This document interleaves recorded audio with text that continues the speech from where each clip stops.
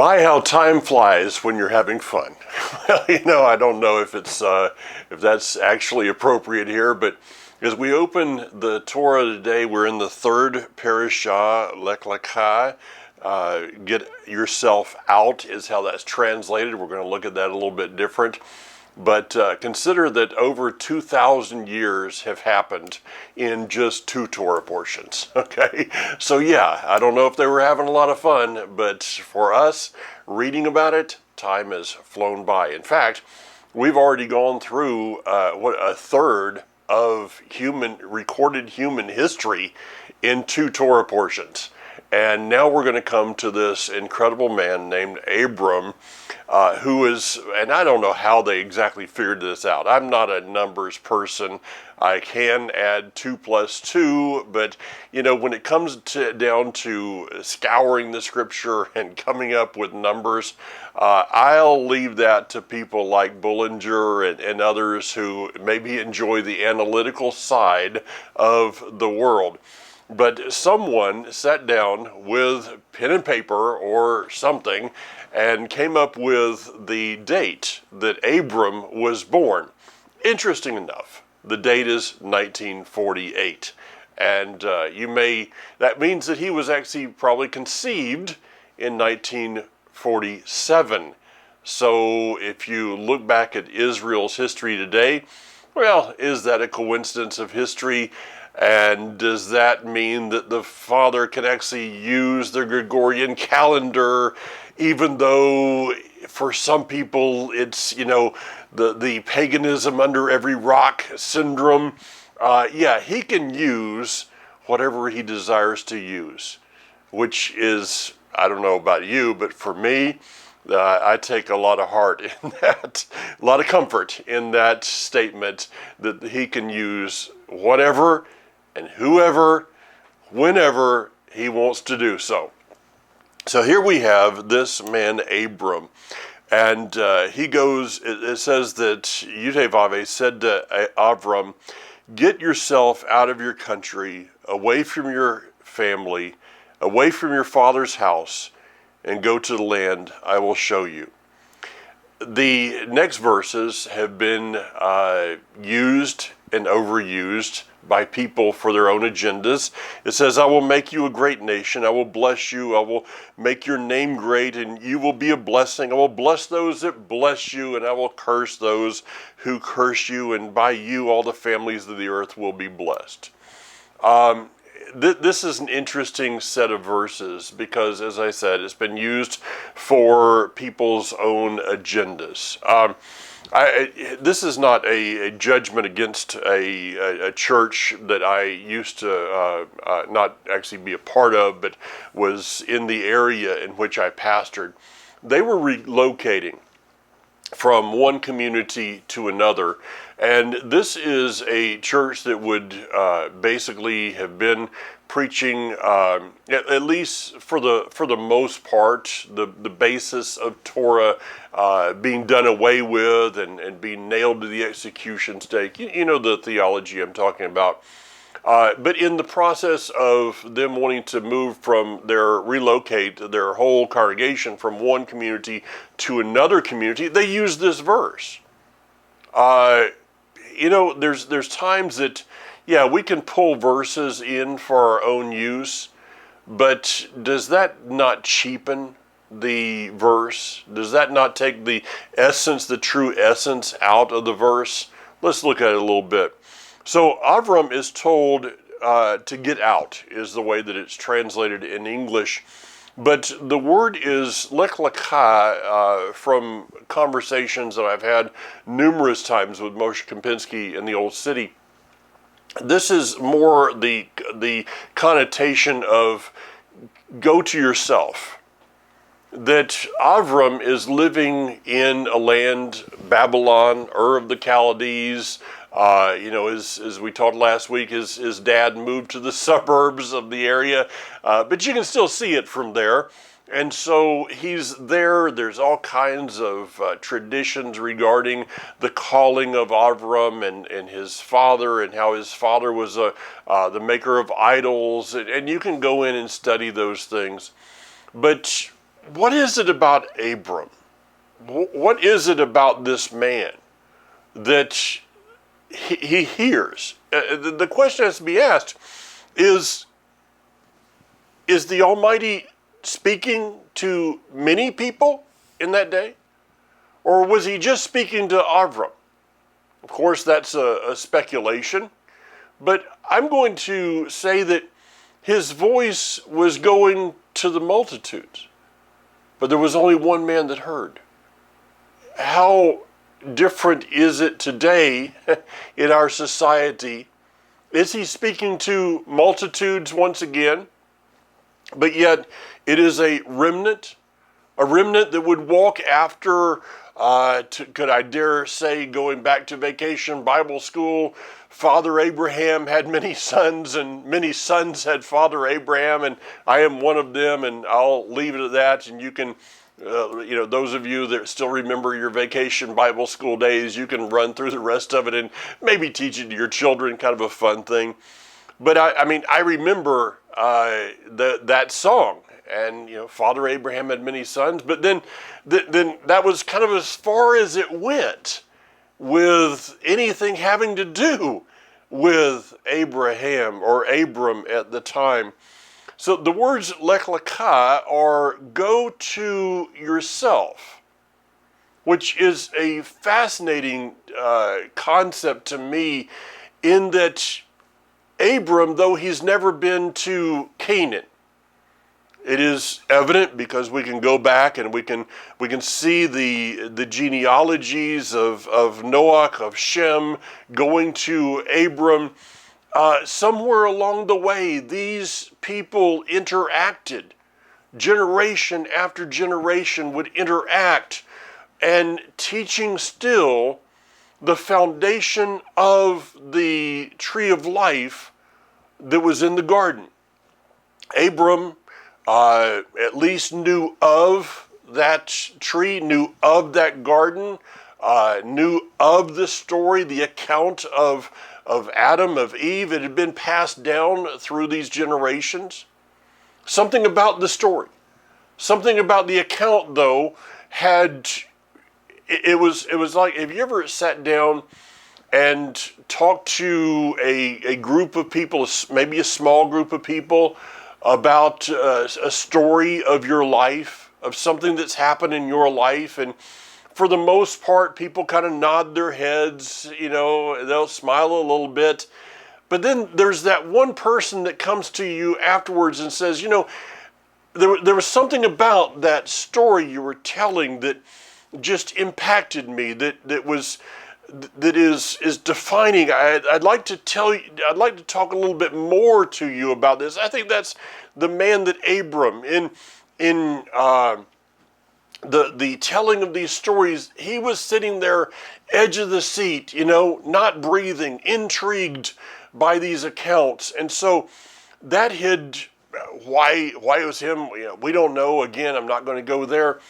But when the voice came forth of go to yourself, Abram understood that his life was a life of the diaspora. There's so much of his life that you and I can relate to, for we have, as he probably did, we have heard stories, we've heard accounts, we've heard about a land, about a kingdom. We come to the place of realizing we're in the diaspora, we're in exile, that the land that is of our birth is not truly the land of our birth. That which is on our birth certificate of where we were born is only about our physical existence and not about our spiritual existence. So Abram, in this go to yourself, there is some type of an understanding of, there's a part of me that I've never met before. And that part of me, I'm never going to be introduced to until I'm not here, but there.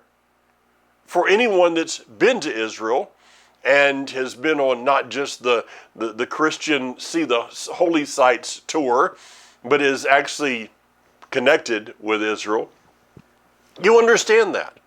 For many of you that you've never been, you're signed up waiting for a tour to take place so that you can go. You understand there's something about it inside of you that you're like, I have to be there. There's something about that place that I have to be, because I know that there's something about me that I've never met before. I've never been introduced to. And I know that it's there, and if I can just get there, I will be introduced to that. It's about this, that our destination, in order to arrive at a destination, you have to leave where you are. That's kind of an obvious thing. I took a trip this past week to Dallas, to Denton, Texas, drove out there, drove back. The first thing I had to do is I had to leave Franklin, North Carolina, because it is physically impossible to be in Denton, Texas, if I never leave Franklin, North Carolina. So I had to get in my vehicle and I had to leave. The same thing is true in our spiritual life. We have to understand that where we are is not our destination. In order to go to where I'm to be, I have to leave where I am. These are just basic facts of life that many people will go through their whole life never quite understanding. Now, what would have happened if Abram had have stayed there? The wording of this is not that in the traditional teaching is not that Abram waited for his parents to die and then moved off into the land. No, he had to go to mom and dad and to the family and say, I've got a calling. What kind of conversations? What kind of conversations were in that day when Abram made this announcement? And I mean, taking into consideration Sarai at the time, going to her, to me, she's like the hero of the whole thing. Abram comes home and says, honey, I heard from God today, and she maybe in this lifestyle or with others that he talked to, they would have said, well, which God? No. There's only one. And so, okay, tell me about this. Well, we're leaving. We're doing what? Yeah, we're leaving mom and dad and the family behind, and we're going to a place. Well, where are we going? I'm not exactly sure. I've got a good direction, but I'm not exactly sure where it's at. Do you have a map? No, I think that the voice will continue to. I mean, consider this. Put yourself in this place that Abram's at, all right, and the place that Sarah's at, and consider that when they made this announcement, the family, it's possible that Abram's dad might have said, Abram, listen, we've already left. Okay, we've already left Ur of the Chaldees. I know that we're in the suburbs up. We can still see it from where we're at, but we've left. Don't go too far. Play it safe. Abram's not about that. The conversations that he had in that day are probably very similar to conversations that you and I have had as we've made announcements of places we're leaving. And people have said, you're crazy, and don't get carried away, all these things. But what would have happened if? I want to go to a statement that I heard Bill Cloud say a few months ago at Revive. And this is going to be so true when we get over to the account of the Exodus in Egypt. And I think it speaks very loudly, but I want to give you a statement that maybe you can kind of allow to germinate between now and the time that we get to that point. Bill Cloud's statement was this: the womb can become the tomb. And I'll consider that. A baby is born, okay? there is a time period in which that womb is its total nourishment. It's its protection, it's everything. Everything that it has is being received in that place of the womb from the mother. But there comes a point that if that baby is not delivered, the womb can become the tomb.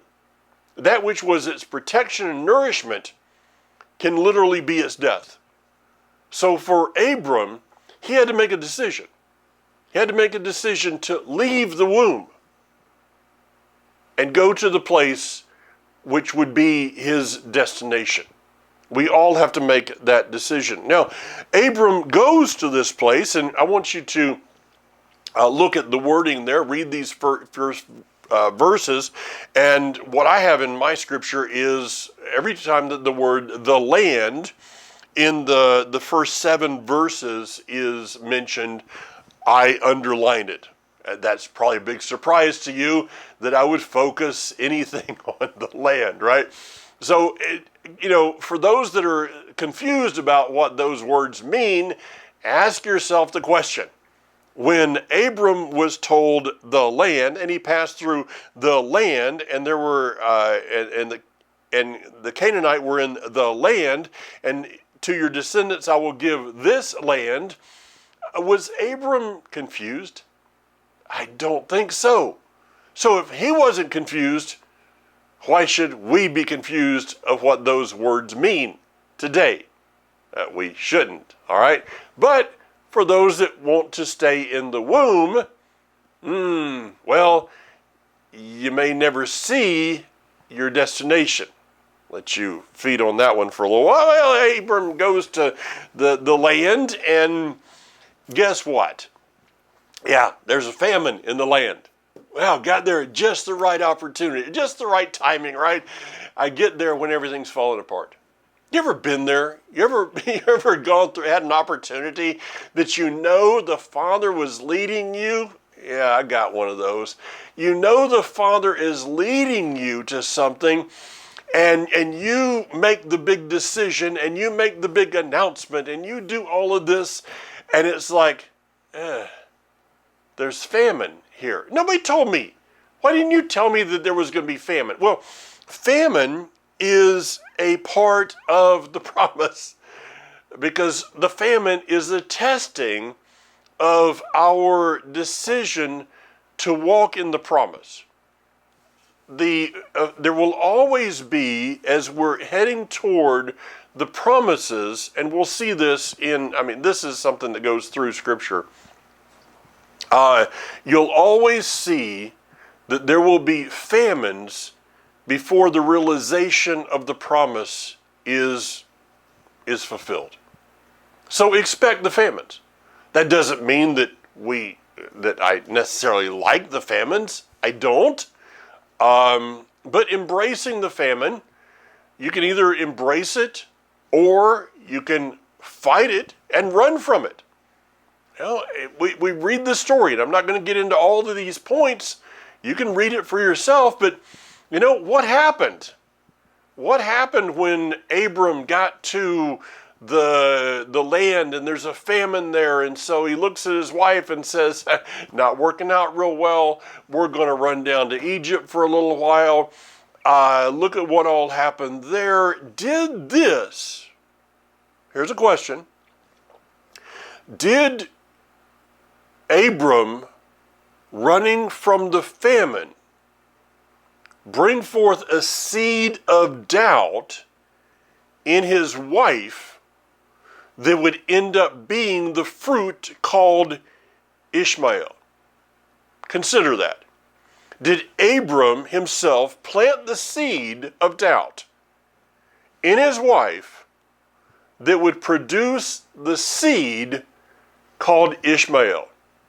That's an interesting one to consider a little bit. Now, the famine's over, okay, and it says in chapter 13 that he went up, because anywhere you are in the world, when you go to the land of Canaan, especially Jerusalem itself, you go up. It's the word that we would get aliyah, to go up, okay, El Al, to go up. So anytime we go into the promises that the Father has given us, we're going up to Him. So He goes up, and He's got this person with Him. And I know there's been discussions through the years of, did Abram make a wrong decision in bringing Lot with him? Was this his responsibility?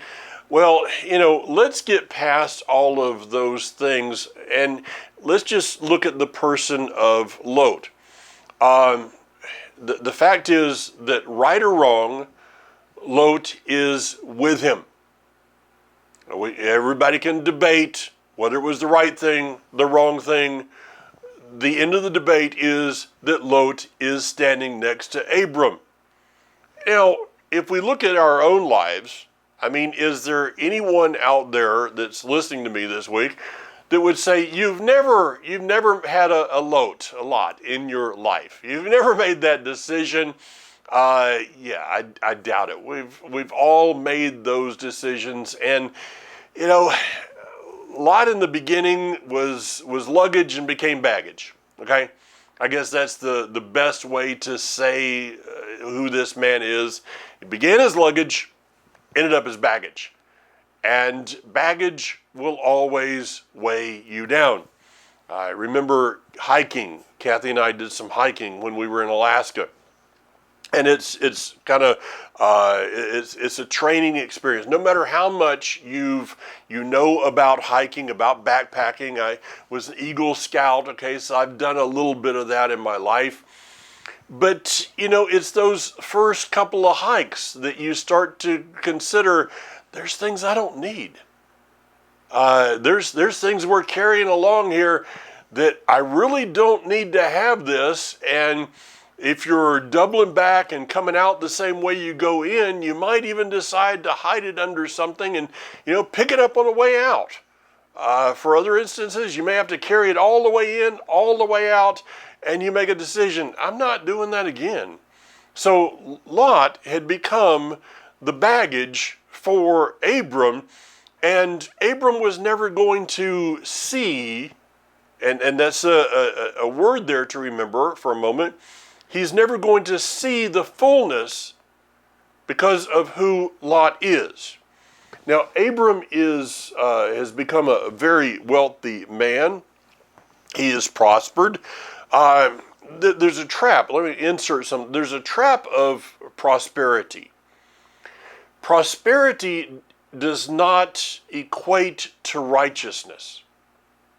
There are those that believe that, and I understand the scriptures of Deuteronomy, Devarim, chapter 10, I think it is, of, I will give you wealth and to establish my covenant, and I'm not one that believes that poverty is next to godliness. Having finances, as a friend of mine says, having finances, having money in this world is right next to oxygen. It's pretty close. Try doing without either one and see how difficult life is. So I'm not I don't believe in the name it and claim it, blab it and grab it mentality. But there is a place of wealth and honor, and don't tell me that just because you're poor, here's the Catholic Church has had this thing of the vow of poverty. Well, then why are they, I think, the second landowner in the world? Okay, right next to McDonald's is, last I saw, McDonald's is the number one landowner in the world. Number two is the Vatican. At least that's the last stats that I saw. And so if poverty is so godly, then why have they got all this stuff? I'll let you think about that on your own. So, but just because you are prospering may not mean that, prosperity does not mean that that everything's fine. If so, I talked to Hanok last week about George Soros. If prosperity means that you're godly, George Soros is like one of the most godly men on the planet. No, I don't think so. I just really don't think he has anything close to it, in fact. Just my opinion there. But Abram is prospering, and this prosperity actually brings him to a place. The prosperity is a doorway of an opportunity to rid himself of baggage.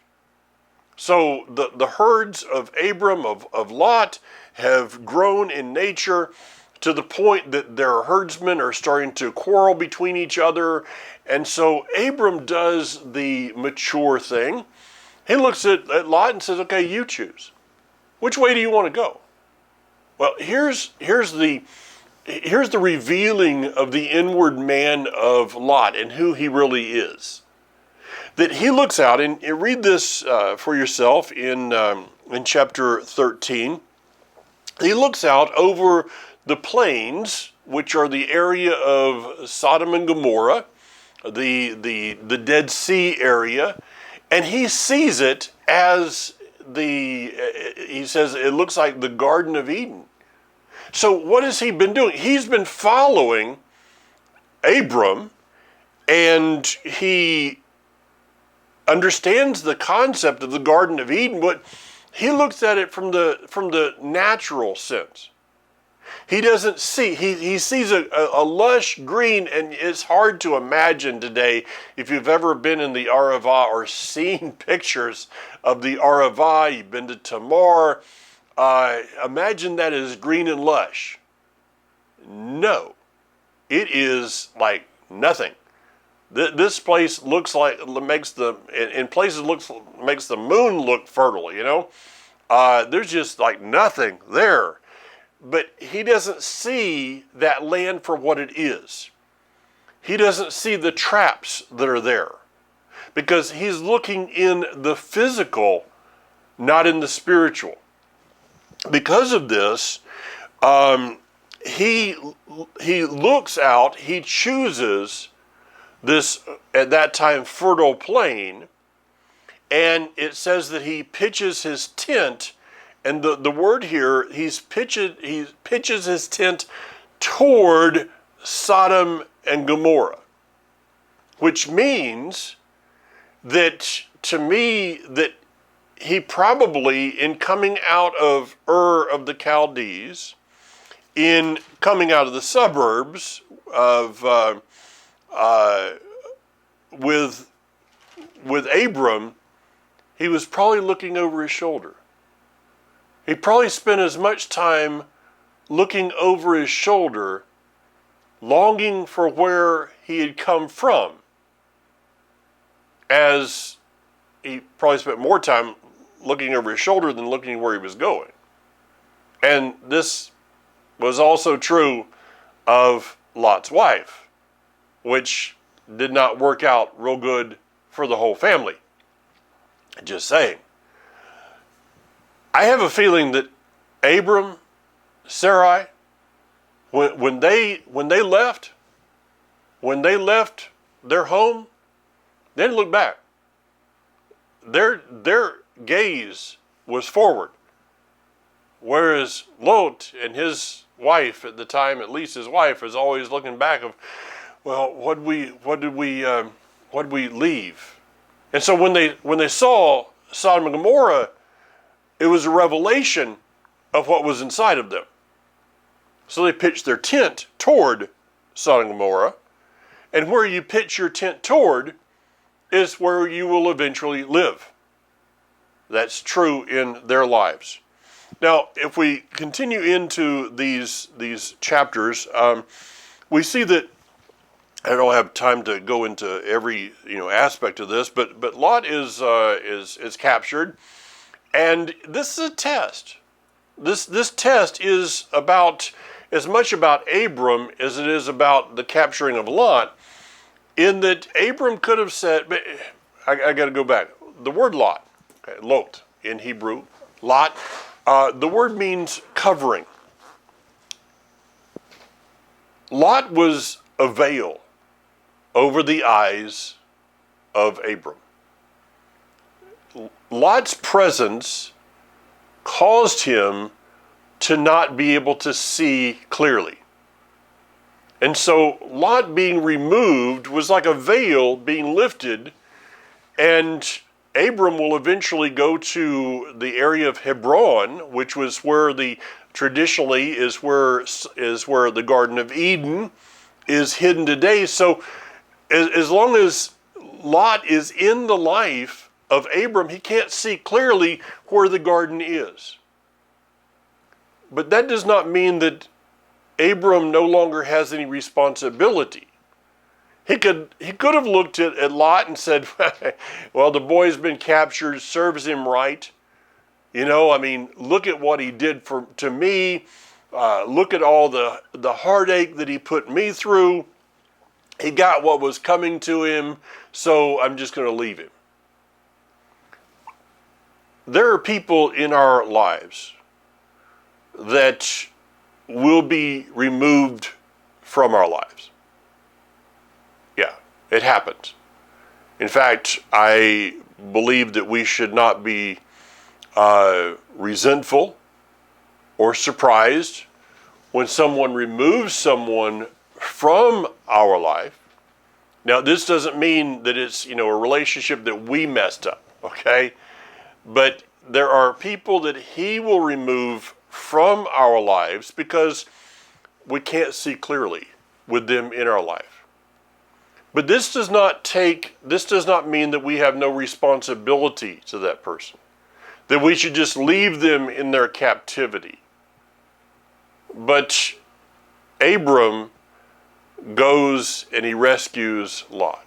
He never gives up on this man, on his family, to the end, puts himself, his servants at risk, goes and he rescues him. And because of that, he has a revelation. He is, it says that Melchizedek, king of Salem, brought out bread and wine. Now, there's, there are many people that it's just, that's Yeshua. No, I don't believe so. I personally believe that this is Shem, and Shem is now Melchizedek, will bring forth a whole teaching on the Melchizedek priesthood. Melchizedek is the firstborn of the lineage. He is passing on the lineage of the firstborn. And that lineage of the firstborn will continue all through Scripture, even to the end. So he comes out to meet Abram and gives him the blessing of the firstborn. And it said so he blessed him with these words, "Blessed be Avram by Elion, maker of heaven and earth, and blessed be Elion, who handed your enemies over to you." And so what does Abram do? This is not a commercial. This is just the Scripture. He gives him a tenth of all that he has. Now, where did he get that? Where did he get that concept? That, a tithe, a tenth of all that he has. The book of Leviticus, Vayikra, has not been written yet. All right? So the giving of the tenth goes all the way back to the garden. I don't know how, but there is a giving that was. This is a concept that is been taught by Abram or by Adam to his children, all the way to Noah. Noah steps off the ark. What's he doing? Why did he plant the garden? Why did he plant the vineyard? Was he planting the vineyard, and part of what he was doing is to give a tenth, and that kind of went a little haywire? Okay, that's speculation. But this thing of giving a tenth of your increase is not a Old Testament, quote unquote, New Testament, quote unquote. It's not a either or. Giving a tenth of our increase is a biblical concept.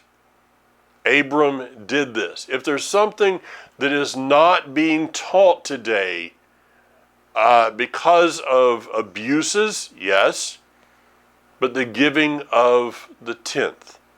Now, where you give that, I'm going to, kind of give that over to you.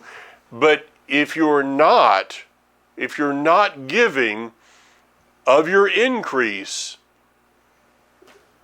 don't call Father Abraham your father, because you're not walking in the footsteps that Abram gave us to walk in. Okay, that's not a commercial message. Now, so the testing of going to rescue Lot provides a revelation and an opportunity for Abram to walk in another level of obedience. Moving on, we see that this promise then that the Almighty is giving to Abram, he begins to give him the details of what he's called him to. Now, if you and I were to have been there and to be in those shoes, those sandals of Abram, to hear all that's going on, because here's a man that doesn't have an heir yet. There's a famine, okay? And the famine is his wife at this point in time. He's made it through the famine in Egypt, but Sarai is still barren, okay? No children. And the Almighty is speaking to him about your heirs and about generations that will be in the land, but will be taken from the land and brought back to the land. Isn't he getting a little ahead of himself? Isn't the Almighty getting a little ahead of himself and kind of giving Abram some information that he didn't need? Well, we could debate that one, but in the end, we're walking out what was promised to Abram. To take it into an amazing step here, let's go over to, as Abram's head is probably spinning in that day, as maybe ours is also, the word there, when it says that he walked through, this is verse 17, after the sun had set and there was thick darkness. Thick darkness. When does revelation appear? Darkness. A smoking pot and a flaming torch appeared, which passed between these animal parts, which is about the covenant. Now, Abram is in this sleep, all right? He'd been put to sleep. The Almighty walks through the animal, not the two of them together, going to the covenant teaching. The message to me here is clear, that Abram, you're not going to be able to uphold all the covenant is, so I'm going to do both sides of this for you. And it appears that there's a flaming torch that is walking between the pieces of the covenant. If we go over to Isaiah, the word there is lapid. Isaiah chapter 62, verse 1, and if anyone wants to know a definition, what is Zionism? What does it mean to be zealous for Zion? It's defined in this verse, okay? The verse is Isaiah chapter 62, starting verse 1, for Zion's sake, I will not be silent. For Jerusalem's sake, I will not rest until her vindication shines out brightly. Let me give it to you with the Hebrew words, and her Yeshua like a blazing lapid, like a blazing torch. Her salvation. So if we overlay this verse with what was happening in the life of Abram in the cutting of the covenant, the shedding of the blood of the covenant animal, is being given a prophetic picture of the salvation of the Yeshua and the light that will shine forth in the darkness to reveal the covenant, which is the kingdom in the end, Zion. What an amazing picture. This is the picture that's being painted here. Abram is there not understanding all that's going on. Kind of the same as you and I aren't really understanding all that's going on today, are we? But I can summarize it. I can summarize everything that's happening in this life today. It's for the sake of Zion. It is for the sake of the kingdom. It is for the sake of the revelation of the Messiah and the kingdom which is coming. That's what everything is about today. No matter what news story that you're looking, it's all about that event. Embrace that, because in the embracing of that concept is the embracing of our destination and the embracing of who we are and the part of us that we have never met yet. All right? You might want to rewind that a little bit. Now, chapter 16 is maybe again the seed here. This is the fruit of the doubt that possibly Abram brought forth in that day, that we'd end up with an Ishmael. Let me just put it very bluntly, okay? Yah doesn't need my help, and he doesn't need yours. He needs my obedience. He needs your obedience. Yes? And I use the word need. He needs us to be obedient to what we're supposed to be, to walk in faith, obedience toward the destination. He does not need our help in orchestrating the situation to get there. And this is where, this one little event, what would this bring forth? Well, we're still dealing with Ishmael today. So thank you very much, Abram and Sarai, for giving us the situation that we're still fighting. Am I going to point fingers at them? No, because probably not you, okay? You've probably walked it all out just perfect, but as for me, there's been a few Ishmaels along the way of, things that we've tried to do to help him out, and you still have to deal with the fruit of those things as you continue through life. All right. Now, chapter 17. I am El Shaddai, Elohim Almighty. And this El Shaddai will be something that we'll actually get to later on. That will be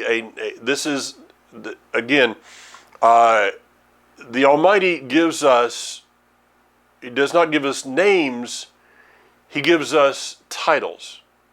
El Shaddai is another title, the same as Father. You hear me say Father, Almighty, Creator, all of these are all titles that are an aspect of who He is.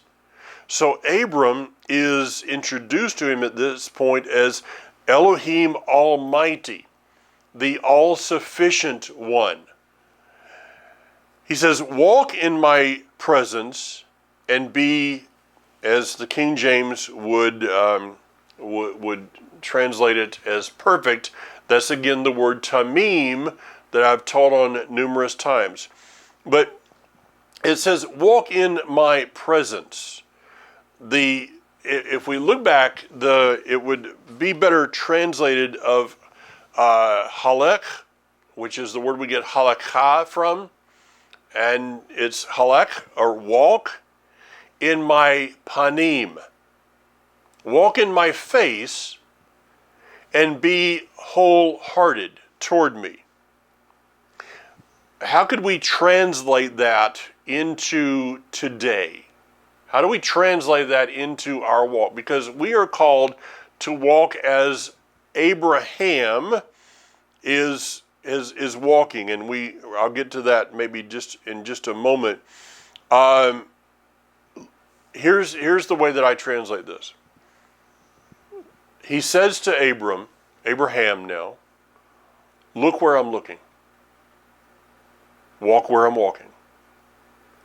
The Father's always walking toward our destination. We will see this in other aspects that, he's there. He created the end out of the beginning, which means he's already in the end. We're still walking it out, and he's walking with us because he's omnipresent, to get into some of those omni words, okay?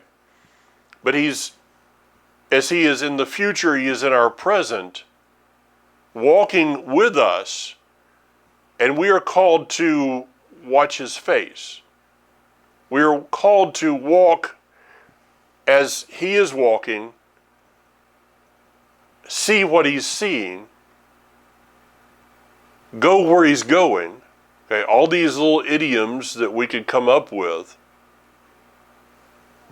But here's a challenge of life.